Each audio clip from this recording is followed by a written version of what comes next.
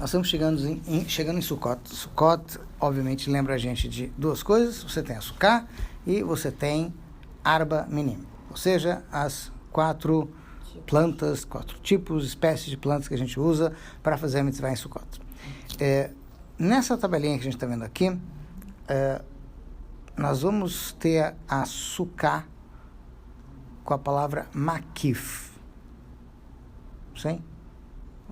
É o que está escrito aí, com uma interrogaçãozinha? Sim, Makif. Isso. Makif quer dizer o seguinte: existem poderes da alma que fazem parte do corpo, vamos dizer assim. Como assim? Intelecto está na cabeça, emoção está no coração. Então tem uma ligação mais direta com o corpo da gente. Tá? Então, quando a gente está falando sobre alguma coisa relacionada ou com o intelecto ou com a emoção, a gente está falando, em termos assim de Hassidut ou de Kabbalah, de Kohot Pnimim, forças interiores. Porque a gente está falando Pnimim. O que quer dizer forças interiores? Quer dizer algo que está dentro da gente, no sentido de algo que está ligado especificamente ou com a cabeça, mente, intelecto, ou com o coração, não no sentido que o coração contenha necessariamente as emoções, mas é lá que elas se fazem sentir. O coração palpita de acordo com as emoções, não com o intelecto. O intelecto, ele é frio, ele não... quando a gente está falando sobre uma coisa que a gente estuda, que a gente entende, nesse momento que a gente captou a ideia, a gente ainda não reage, a gente ainda não está emocionado com ela, porque a gente está primeiro captando a ideia. Eventualmente, quando a gente formar uma opinião sobre tal coisa, aí é que a gente vai ter a emoção. Concordo, discordo, é bom, é mal, rejeito, abraço essa causa, enfim. Tá?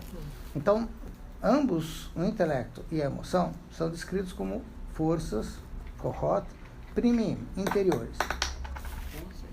Porque eles têm um lugarzinho, um lugarzinho no corpo, por assim dizer.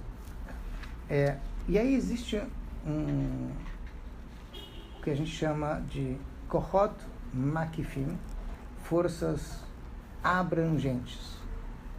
Em que sentido? Que elas não estão apenas em um ponto, elas não são apenas intelecto ou apenas emoção. São forças que mexem com tudo. Então, em termos práticos, simples, uma coisa é dizer entendi, outra coisa é dizer sentir, e outra coisa é dizer tenho vontade. Ou seja, a motivação é algo que mexe com a cabeça e mexe com o coração. Por isso que ele é chamado de abrangente, porque ele mexe com tudo. Tá? Então, nessa categoria de poderes abrangentes, tá? A gente tem basicamente dentro de nós, pessoas, seres humanos, 3 coisas. Você tem o que a gente chama de fé, emuná, que é algo que mexe com tudo. Você tem vontade, ratzon, tal da motivação, que também mexe com tudo. Tá? E você tem também uma coisa chamada ta'anug, prazer, que também é algo abrangente, também mexe com tudo, tá? A ponto de a gente poder ficar discutindo eternamente se a vontade de fazer algo é por causa do prazer que isso me dá, ou se é o prazer que me dá vontade, e a gente vai ficar rodando em torno disso e não sei se vai ter alguma solução.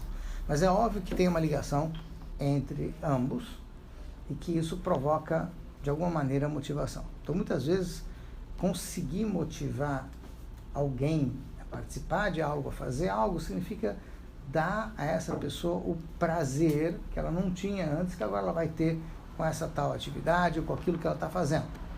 Tá? Isso é uma forma de olhar esses poderes abrangentes. Tá?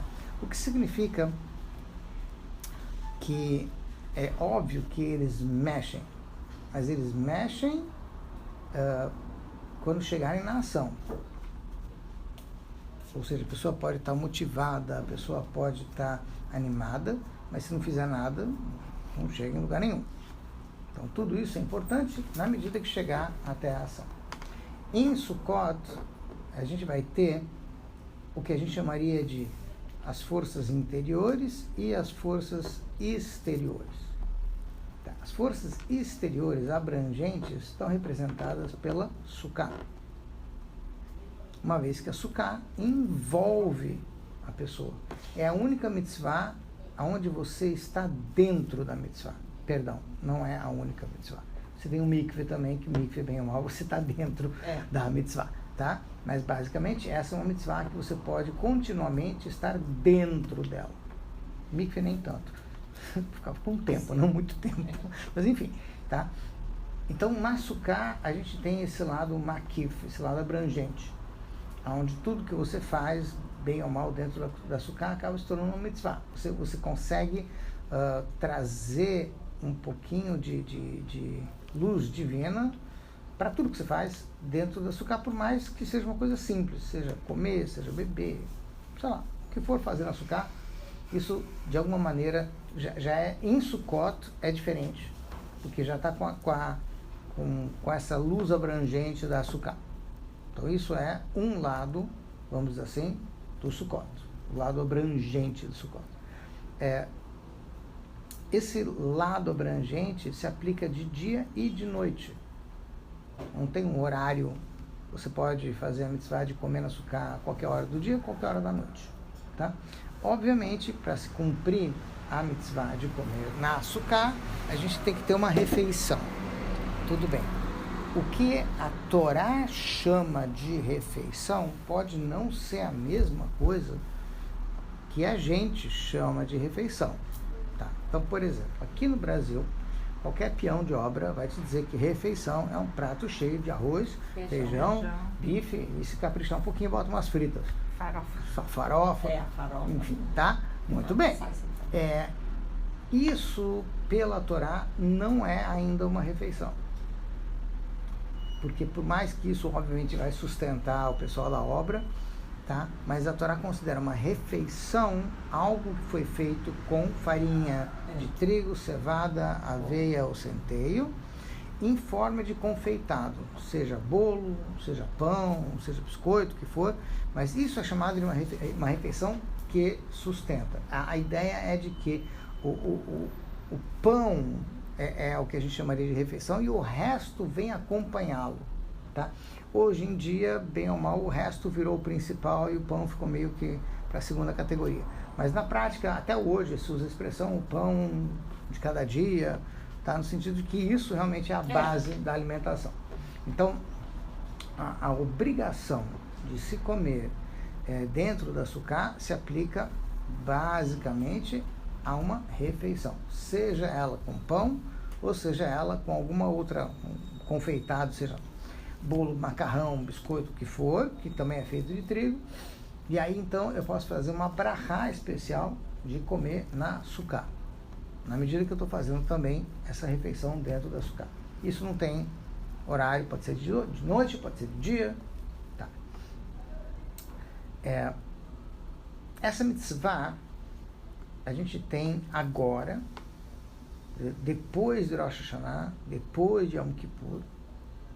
Pode-se até dizer que isso tem alguma coisa a ver com a época da agricultura em Israel, porque é essa época em que você pega a colheita e traz para dentro de casa, ou seja, tudo aquilo que você suou, plantou, arou a terra, enfim, o ano inteiro, agora que você está começando a botar para dentro do celeiro, que é essa ideia de Sukkot, Chag HaAsif, época em que você junta tudo.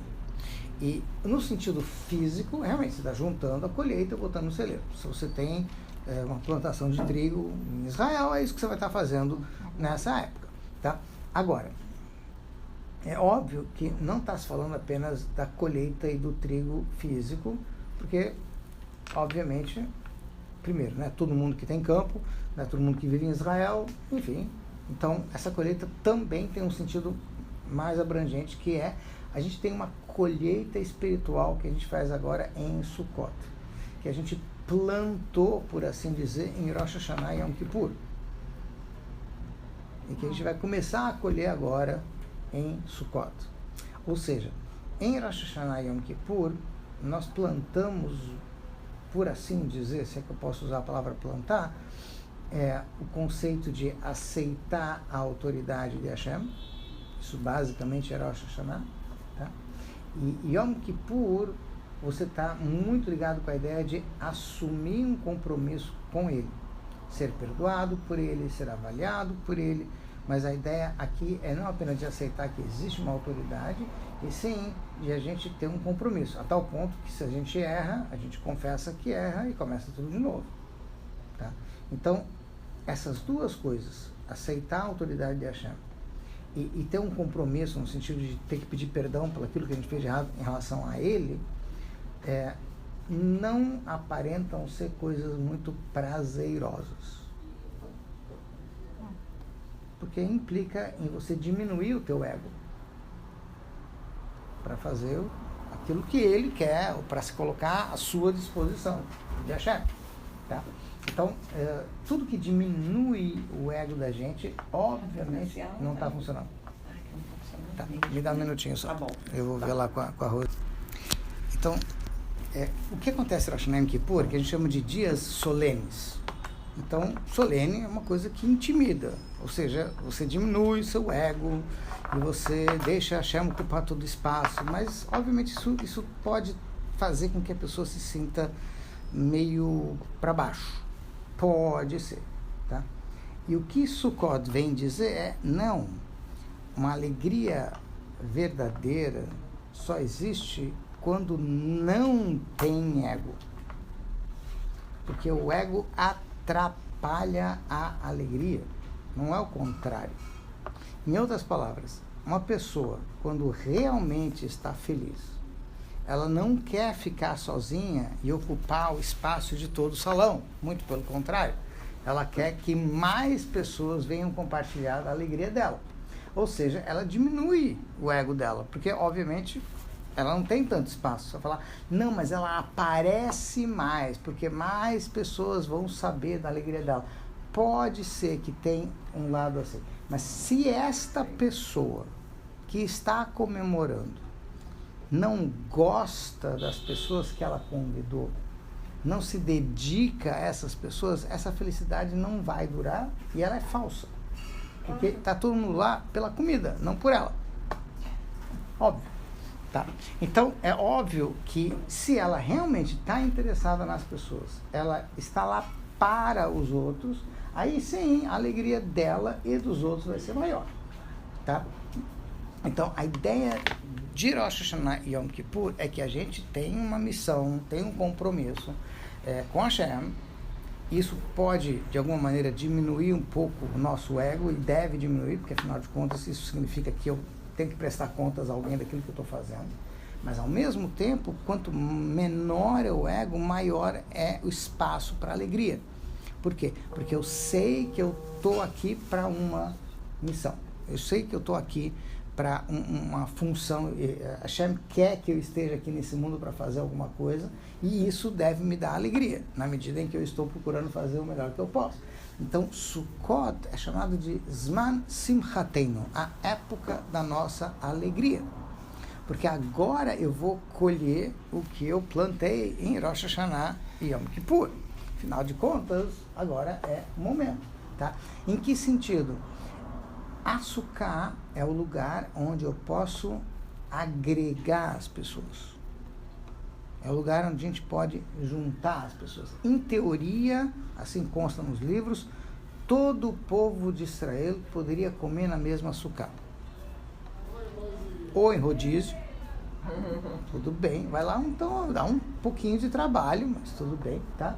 ou realmente, quando o Mashiach chegar, vão fazer uma sucazona, onde todo mundo vai poder realmente participar da mesma missão. Ou seja, é uma ocasião onde é possível se agregar um máximo de pessoas para comemorar juntos a mesma coisa.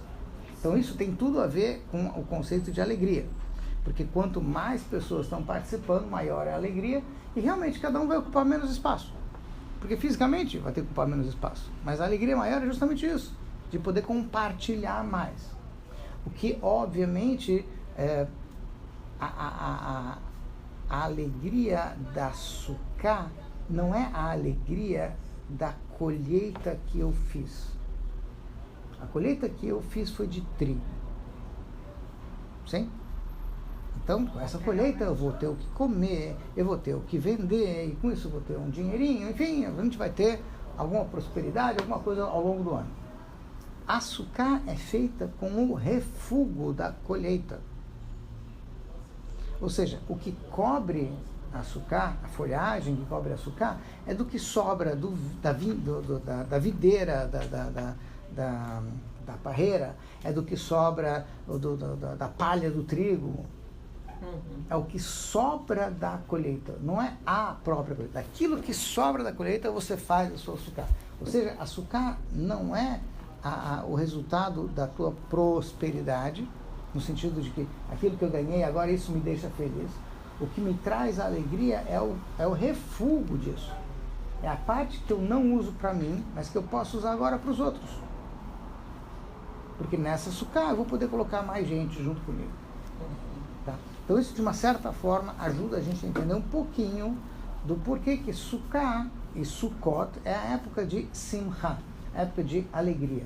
Porque tudo aquilo que estava embutido, o privilégio que Hashem nos deu de nos dar a oportunidade de servir a Ele, por si só, já deveria ser um grande motivo de alegria.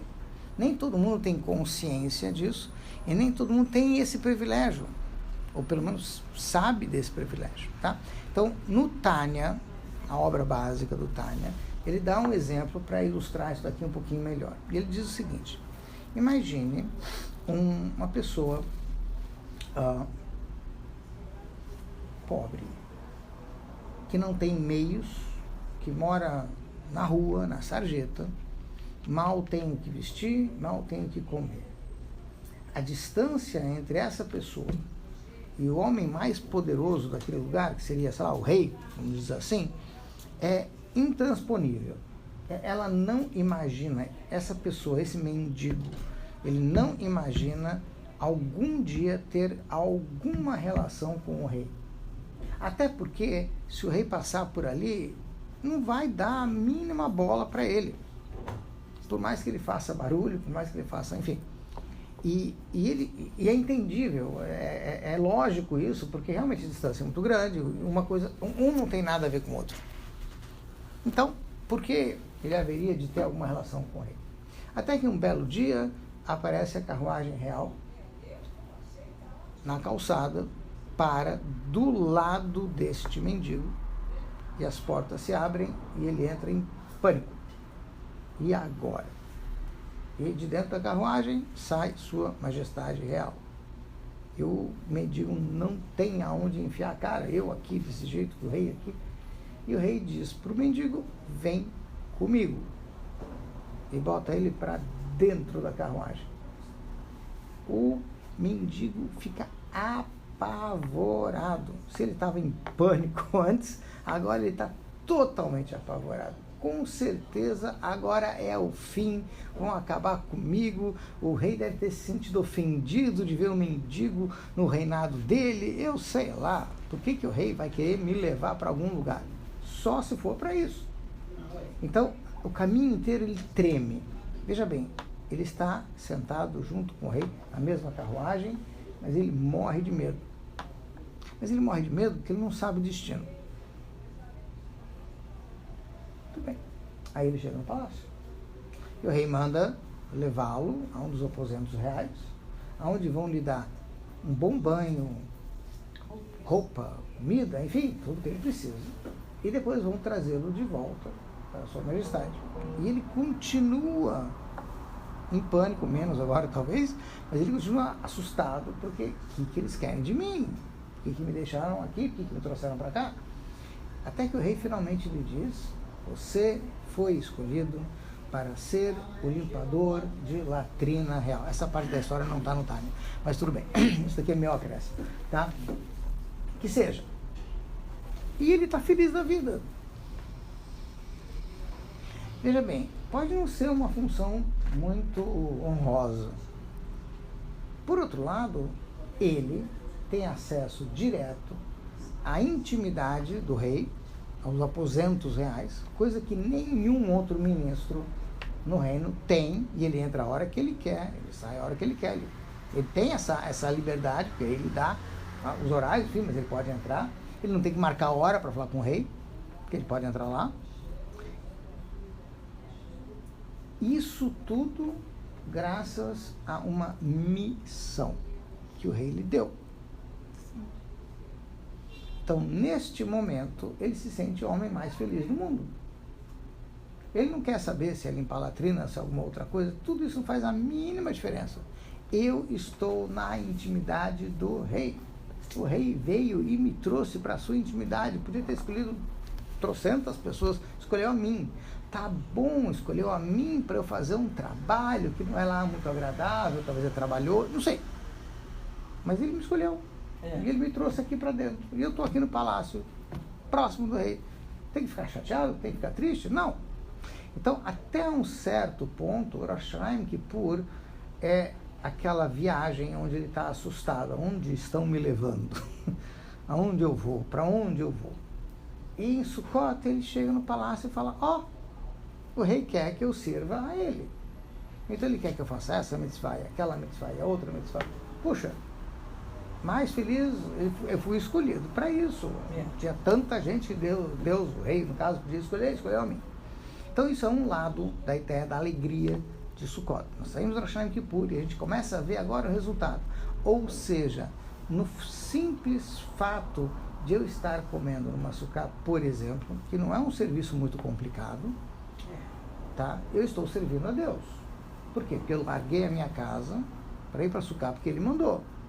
Eu não estou fazendo isso porque eu estou com calor e eu quero ficar num lugarzinho mais fresco. Não, eu estou na sukkah porque a Hashem mandou ir para a sukkah. Se chover, não chover, isso é outra história, mas na prática foi ele que mandou. Então, eu estou servindo ele de uma forma tão simples, não preciso fazer nenhum grande esforço. Só ao sentar e comer, eu já estou fazendo um serviço para ele. Então, isso vai se aplicar de modo geral a todas as mitzvot, mas ainda, especificamente aqui em Sukkot. Mas esse daqui é o lado abrangente. Porque a sukkah realmente, ela envolve. Tá? Em alguns lugares, a sukkah é chamada de um abraço de Hashem, onde ele, por assim dizer, nos abraça e nos traz para a sua intimidade. Esse daqui é a sukkah. Tá? Ela tem 4 paredes, por assim dizer, ela abraça. Tá? Muito bem. A cobertura da sukkah nos lembra de que a segurança que vem de cima realmente é só de Hashem.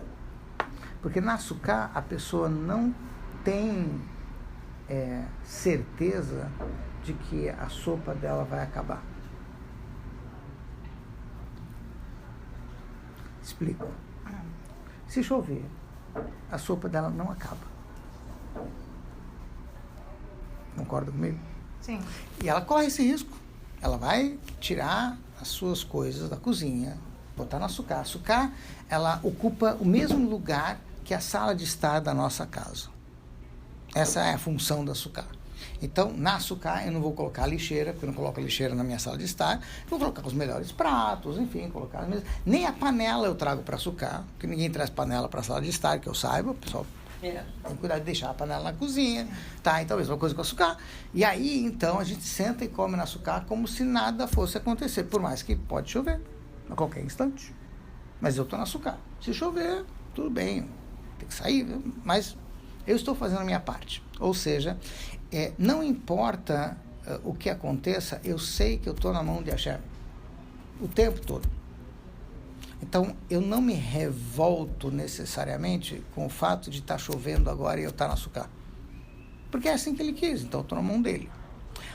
Tem um livro conhecido como Rovota Levavota, tem até em português, Os Deveres do Coração.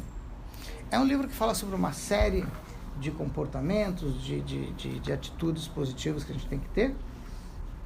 E tem ali um capítulo, ele chama de portal, Sharim. E o portal chama-se Shara Bitachon, o portal da confiança em Deus.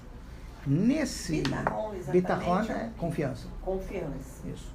E nesse trecho do livro, ele se preocupa em explicar o que significa a gente confiar. Acreditar em Hashem, acreditar em Deus é uma coisa. Você tem isso, naquele Isso. exatamente um resumo sobre isso. E confiar é outra coisa. É muito mais. Porque acreditar significa que eu sei que tudo vem de Hashem, seja por bem, seja por mal, e a gente aceita. A gente consegue... Tem que ter esse pensamento positivo. Nós já pegamos aqui uma tempestade embaixo da sua carne. Alguns respingos, mas deu tudo certo, a comida estava uma delícia. Então, o que acontece? Ninguém foi embora por causa disso. Agora, o que o livro traz é que a gente tem que subir de nível e conseguir chegar num ponto onde não só a gente acredita, como a gente confia. Isso já é mais trabalhoso. Acreditar significa que eu aceito, eu me conformo. O que quer que venha, vai vir para o bem, se não for agora, algum dia eu vou ver, vai dar tudo certo. Isso é pensamento positivo. Bitachon é ir um passo além e se sentir entregue totalmente na mão de Hashem, o que exige muito mais da nossa parte. Porque dizer Deus quis é fácil, é muito bom, é muito saudável, porque consegue deixar a gente em situações talvez difíceis com a cabeça no lugar, e a gente consegue lidar com essas situações. Tá? Com certeza, se ele fez assim, é pro bem, vai dar tudo certo, a gente consegue lidar melhor com as coisas. Mas o que se exige da gente é a gente conseguir ir além e chegar em Bitachon. Bitachon quer dizer que eu consigo, qualquer um de nós, consegue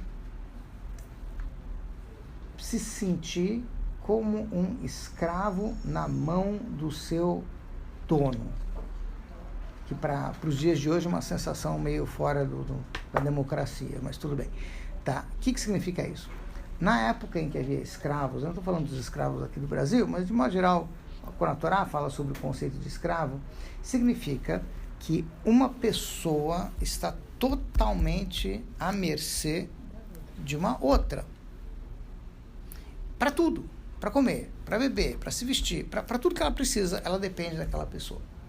Então, nesse livro, Rovota Levavot, ele faz questão de ilustrar e dizer assim, a gente tem que sentir e conseguir trabalhar na cabeça da gente que a gente está na mão de Hashem.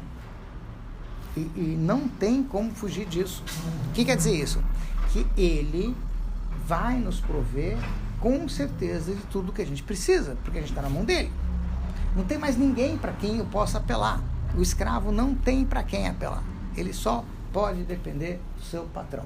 Então, isso exige um trabalho muito maior. Por quê? Porque uma coisa é dizer vai dar certo, se Deus quiser, e outra coisa é dizer já está dando certo.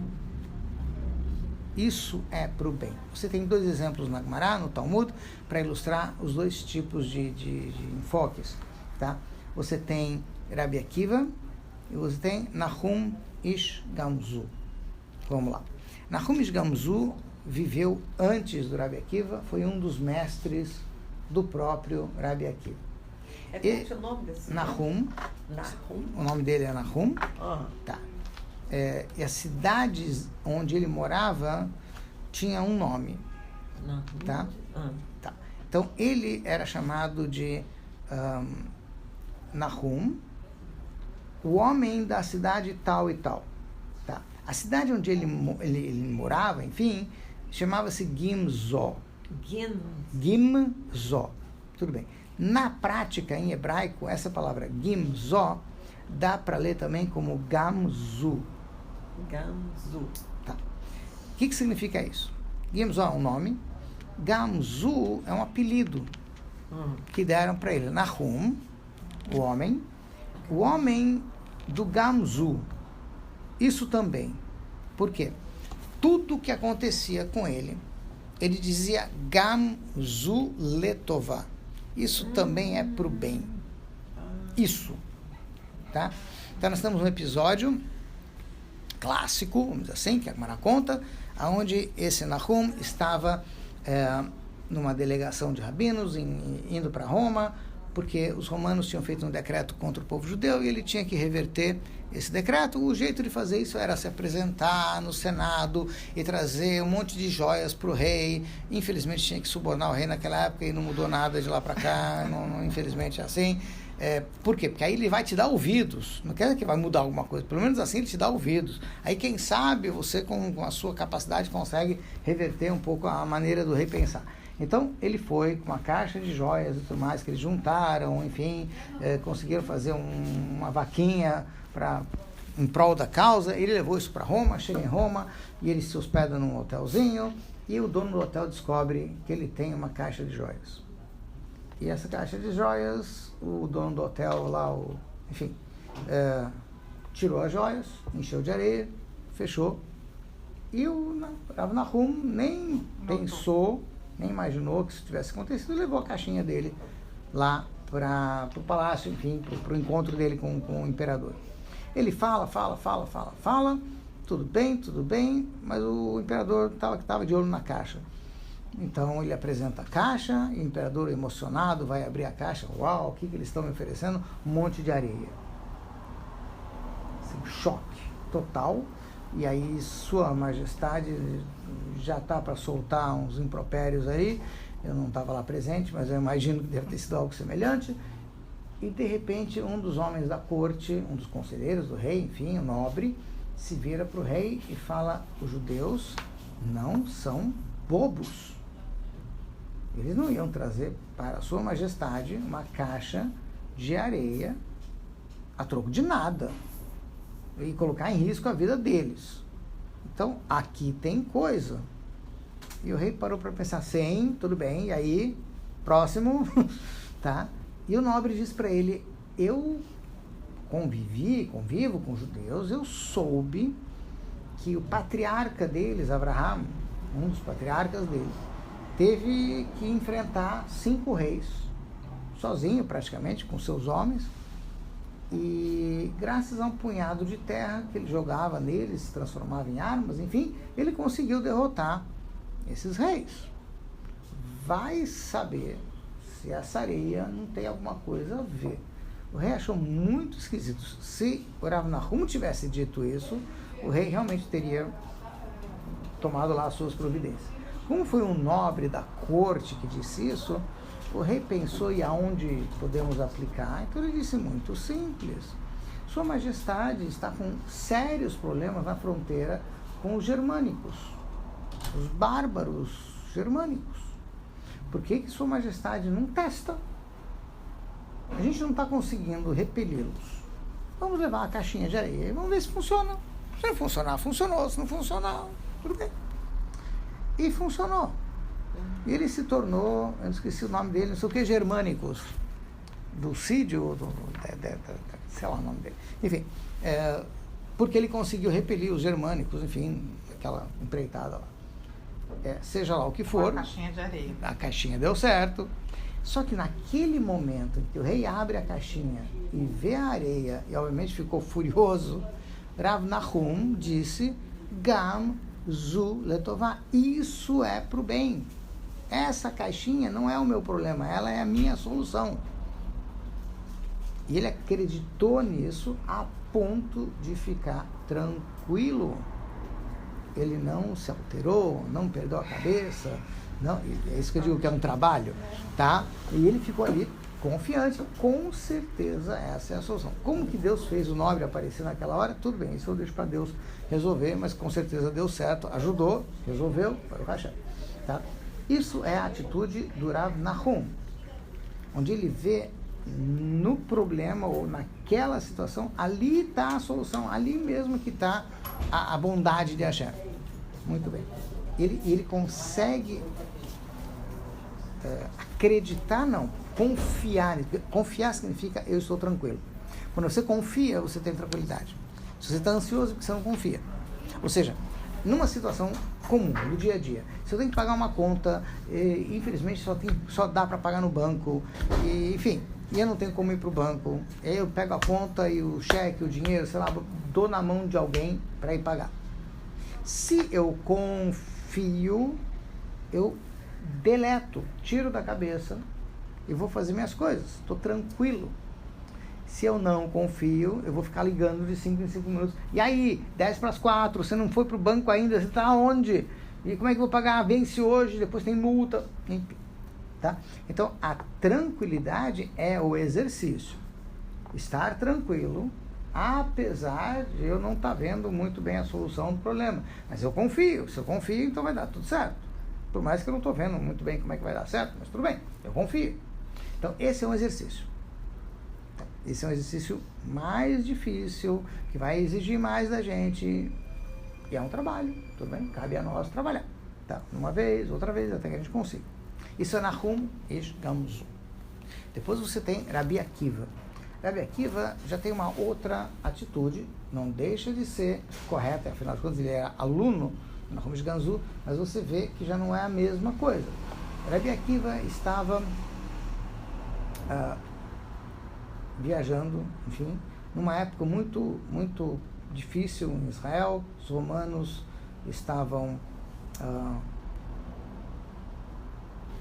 lutando contra a revolta dos judeus, conseguiram acabar com a revolta, havia massacres, enfim, era um momento muito difícil em Israel para os judeus que estavam lá por causa das atrocidades que os romanos cometiam ali a troco de nada. Eles estavam embriagados de vitória, enfim. Tá. Rabi Akiva circulava com uma vela, um galo e um burrico. O burrico era onde ele colocava as suas coisas, carregava pelo caminho. A vela e o fogo, enfim, era para poder estudar de noite, que é a hora mais tranquila para estudar. E o galo para acordar ele de manhã. Naquela época não tinha despertador, então o galo funcionava, tudo bem. Então, eis que Rabi Akiva chega numa cidade onde ele espera conseguir ter um pouquinho de tranquilidade para fazer o que ele precisa fazer, estudar, enfim, no meio daquela turbulência toda. E ele começa a bater de porta em porta: será que eu posso dormir aqui hoje à noite? Eu preciso ir para outro lugar, não sei o quê. De jeito nenhum, aqui ninguém dorme. E assim ele atravessou a cidade inteira. Ninguém lhe ofereceu um lugar para dormir. Ele não teve opção, teve que dormir na floresta, em algum lugar mais ou menos seguro, entre aspas, tá? Mas não tinha opção mesmo. E eis que ele está estudando, e o vento não para, e não tem como manter a tal da vela acesa. E ele se resigna: bom, então hoje não vai dar para estudar no livro, vou ter que estudar de cor, tipo de cabeça, porque no livro não vou poder ler. Tudo bem.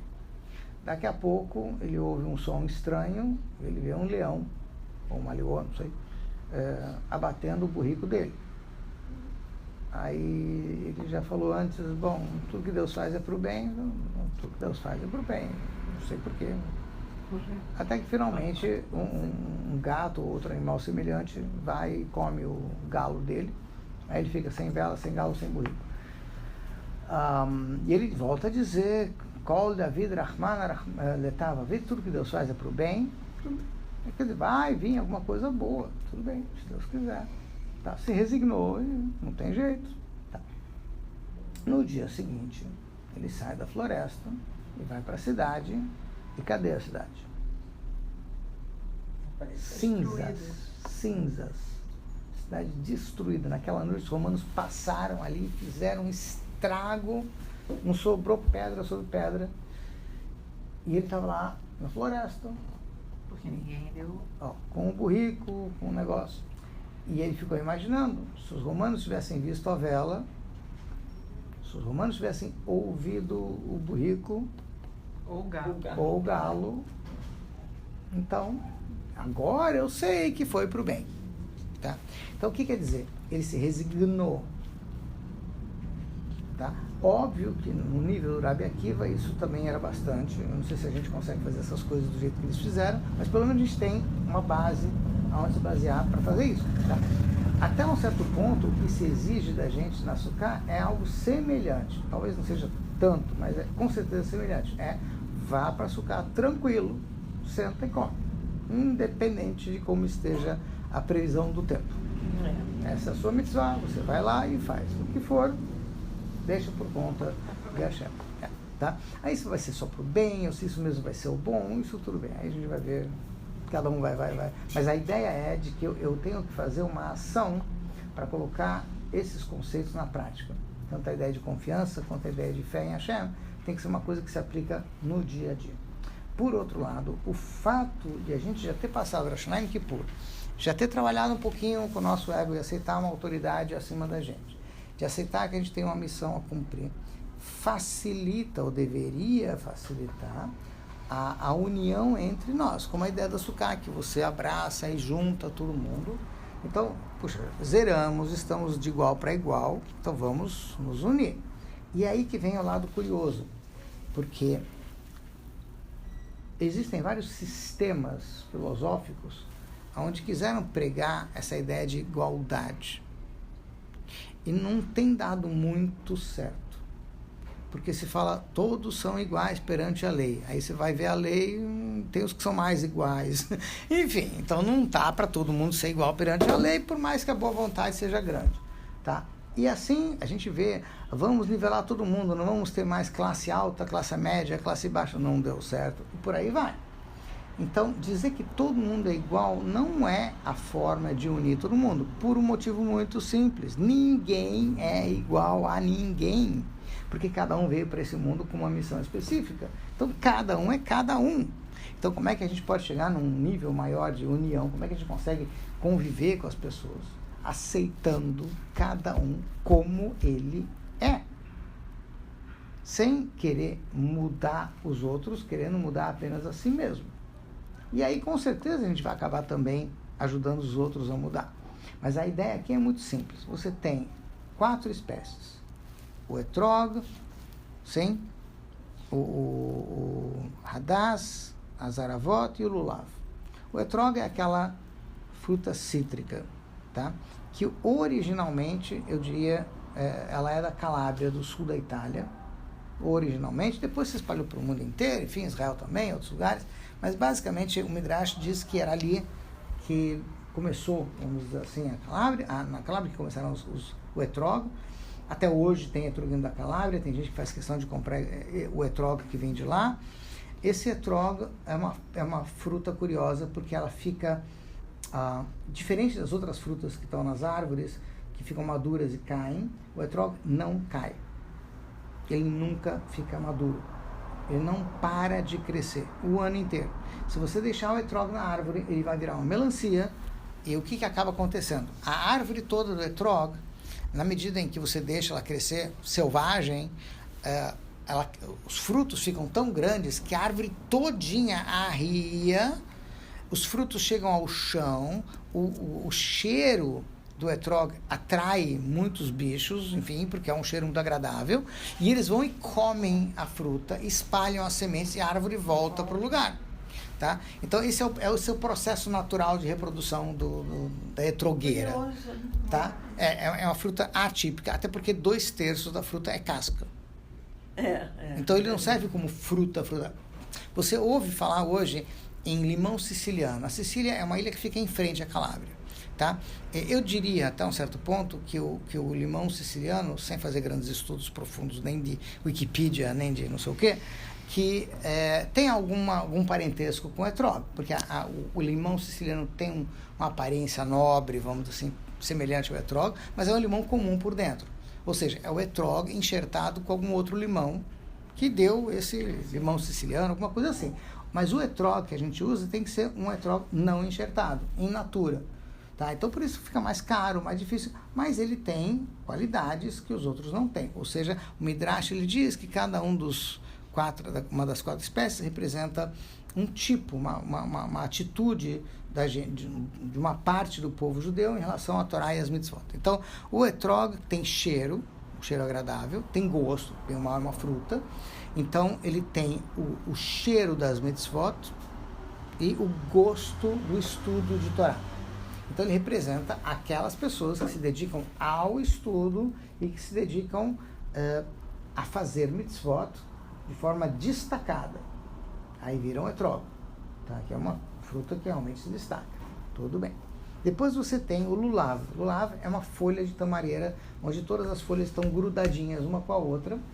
Inclusive, essa é a ideia da tamareira, desse lulav, porque lolev, a tradução da palavra seria ele tem um coração só, quer dizer, ele une todas as folhas num raminho, num ramo só.